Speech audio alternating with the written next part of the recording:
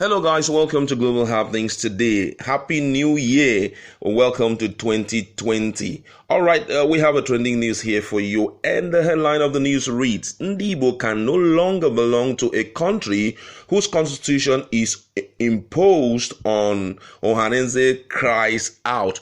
Alright, before we continue with details of news and further analysis, we'd like to encourage you to please subscribe by clicking on the red subscribe button and also on the bell icon so that you can get notification anytime we publish videos on YouTube. Alright, the Apex Igbo organization Ohanaeze Ndigbo stated memories from the Nigerian Civil War will continue to linger among the Igbo with continued marginalization of the region. President General Ohanaeze Ndigbo, Chief Ndigbos, stated during his keynote address at 90th birthday of Chief Mbazulike Amechi. According to him, the country is gradually heading for a brink, with continued disregard for restructuring, which he noted remains the only solution to the country's problems.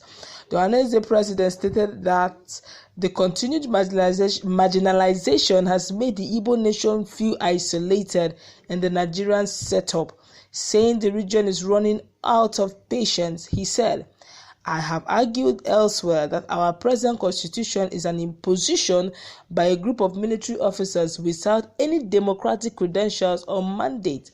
It was not subjected to referendum. Nigeria's legal basis is unattainable. If we continue like this nation is tottering on the brink.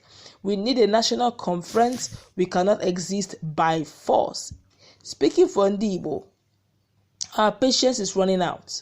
We cannot continue to belong to a country whose constitution is imposed on us without any move to allow freedom of discussion, agreement, or disagreement.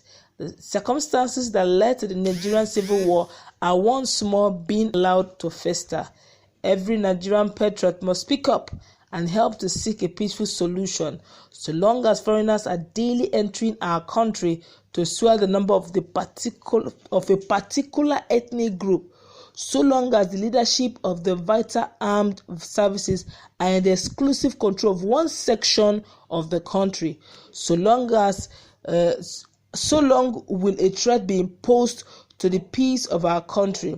We no longer feel Nigerian. So soon after the Nigerian Civil War, this is sad.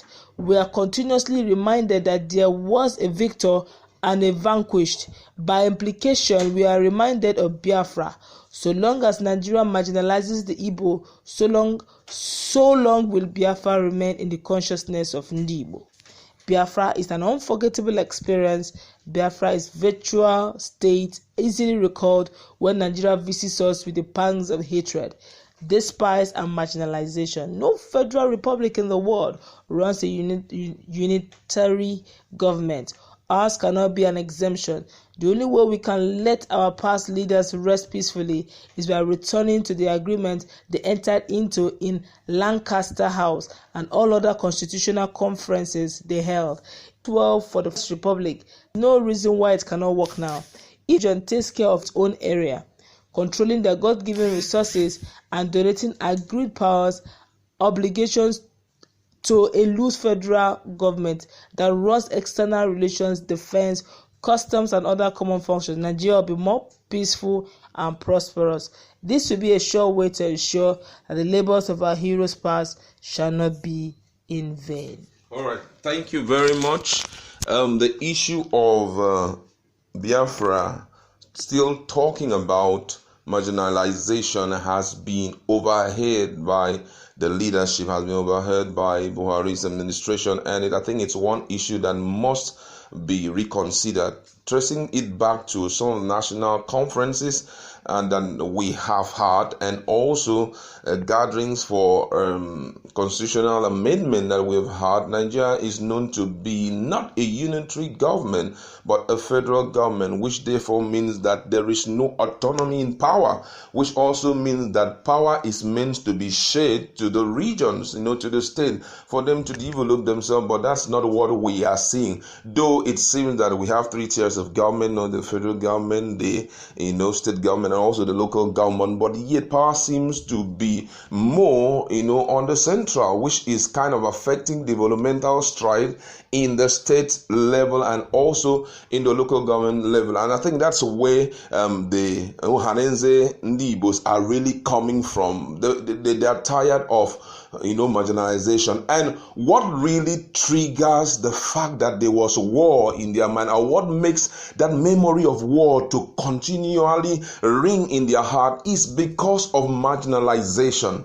Whenever you want to erase such thing, you want a new beginning for people like that. You want them to really be a part of you. I think one of the things is to bring them into the workings of any government. Let them know that they are a part of the government. Now, you may be saying that in their individual states, they are the ones who are working as the governors and also representing themselves, but they want to see themselves, since the power is concentrating in the central, they want to see effectivity of their people in the central, see their people right there making decisions that will kind of influence and also kind of affect them positively.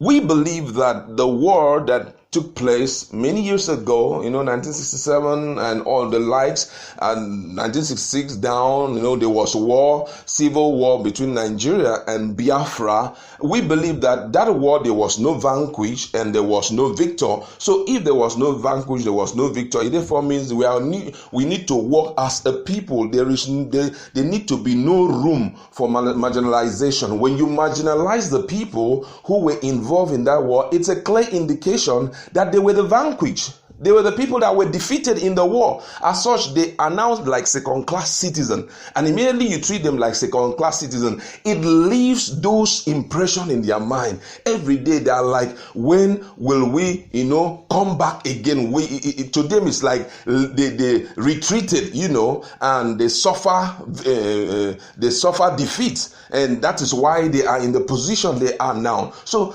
I think for the government of the day to, kill that impression of, Biafra every day in their mind, they need to go an extra mile by accepting, number one, restructuring. That's one part of it. They need to transfer power back to them so that they find themselves working, getting involved in governance in the federal level in all aspects, especially in 2023. Though I know a lot of Biafrans are not interested in anything 2023. The reason why they are not interested is that they are not even seeing the possibility of an Igbo president come 2023. The North here, the Northerners are not giving them any opportunity. The Southerners are not giving them any opportunity.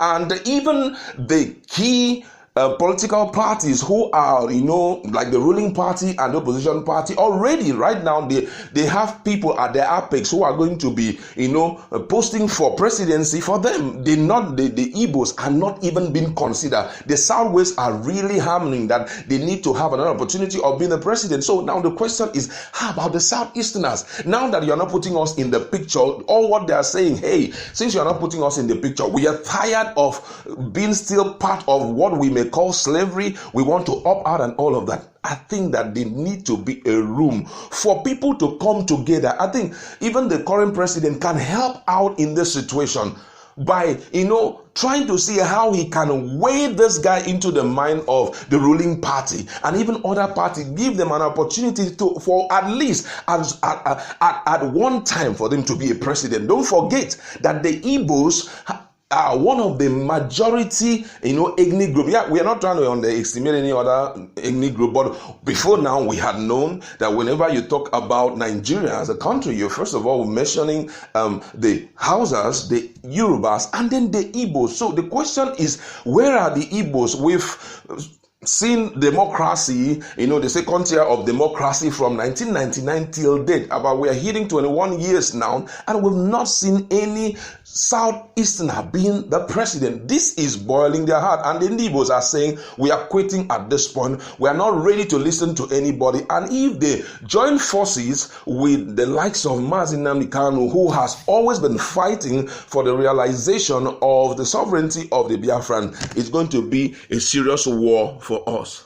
Well, for me, I said I'm surprised anyway that Ohanaeze Ndigbo Nwodo is actually talking about this. Before now, Nwodo was known not to even speak. He's always talking about restructuring. His own was always a case of let's give Nigeria a chance. It was always a case of let them go to diaspora. They won't open a diaspora account where they will fund a leadership an Igbo.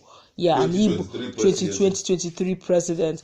All of a sudden, his minds have changed. Don't forget, that's the same Nwodo that Jonah, the second Republican lawmaker, insulted him when according to him, he said Nwodo had to come down to his, travel down all the way from Enugu to his hometown to beg him, kneeling down, that they should please nominate him as the president in case the Igbos are to fund a president 2023. He would want to be a partaker, and that generated a lot of issues and rancor on the social media space, and that, so to speak, had calmed them. Nwodo that maybe, just maybe, that's when Nwodo realized that there actually may not be a 2023, and if there's not going to be a 2023, why am I anchoring for something that I may likely not be? Why don't I join the moving trend? And all of a sudden just realize, look, the whole possibility of being a president is not going to work, so let me just join my brothers in this. But if you ask me, to some extent, we need to, if the government of the day wants to show true fairness, they want to tell the world and Nigerians as a whole that they are fair to all region. Action speaks louder than words. You don't just talk. You walk the walk, you talk the talk. So you don't just talk the talk and ignore the walk. So if you want to show that this whole issue is not just for a particular ethnic group, as Nwodo had allegedly mentioned, then you should start inculcating the Ndigbos into some of the key functions, like my colleague has rightly said, like putting them in federal parastatals. Apart from Navy, the naval section of Nigeria, every other part security agency, every other part is taken by the Northern Muslim. So what are you saying? You're showing Nigerians that these are the persons that you're comfortable with, which means you're not comfortable working with another tribe. Nigeria is beyond Northern Muslim. We are encompassing. We have many tribes encompassing in Nigeria. So for you to say that we are one Nigeria, you don't need to. They all need to be well represented. The Ndigbos as well. If you check the northeast, the southeastern part of Nigeria, they rarely have headquarters of companies. Economic growth is strictly based on industrialization by the Ndigbos in their section, in their region. So if you want to show fairness truly, and you want to show them that they don't need to think about Biafra, then you should start begin to shift some of the headquarters of some of the major parastatals, push them down to the southeastern part, and begin to develop some of the seaports in those regions, so that they can start having some commercial things, that in those commercial nerves that Lagos State enjoys. Let it also spring forth from southeastern part, but then that can just be wishful thinking on our part, because right now already Ndigbos are beginning to see that this may not be viable. They are doing their thing themselves, and the issue of rail too, all those things should also suffice. Although the presidency in his New Year's speech open letter said something about the second Niger bridge, but that it's just one of the things. It is the list of Ndigbos problems right now. So I feel that if you, for all of a sudden, Ohanaeze Ndigbo worldwide to begin to see reasons that Mazi Nnamdi Kanu has been clamoring for more than 2-3 years now, that clearly shows that their eyes are beginning to open to the fact that they may not be Igbo 2023 in any time soon, and they're now beginning to say, look, a referendum, even the referendum may not come very easily as Nwodo is actually clamoring for. All right, thank you very much. I think everything here boils down to equal representation for all the ethnic groups. That's what the Ndigbos are really crying for. But right now, I'm very hopeful that